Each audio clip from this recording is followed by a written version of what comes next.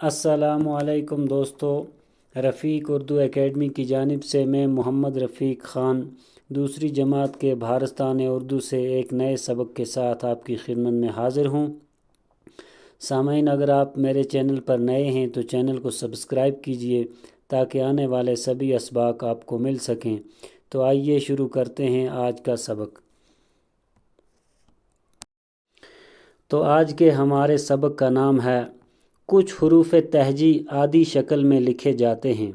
यानी ये जो नीचे हरूफ दिए गए हैं ये आदि शक्ल में होते हैं और कभी पूरी शक्ल में भी होते हैं।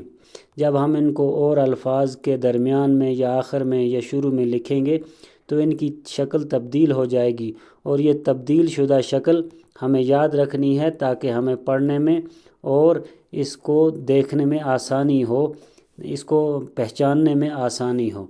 तो जैसे ये बे है, बे की 4 शक्लें हैं। इस तरह पे है, पे की 4 शक्लें हैं। ते की 4 शक्लें हैं। टे की 4 शक्लें हैं। से की 4 शक्लें हैं। जीम की 4 शक्लें हैं। चीम की 4 शक्लें हैं। हाय की 4 शक्लें हैं। खै की 4 शक्लें हैं। सीन की 4 शक्लें हैं। शीन की 4 शक्लें हैं। स्वाद की 4 शक्लें हैं।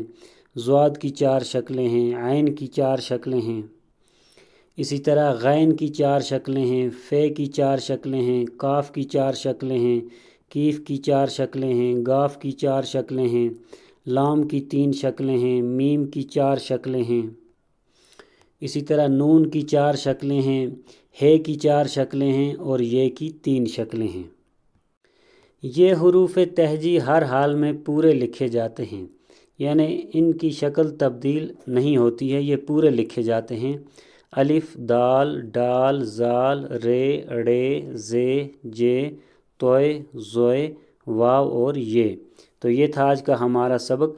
मज़ीद असबाक के साथ इंशाअल्लाह जल्द हाज़िर हो जाएंगे। तब तक के लिए खुदा हाफ़िज़।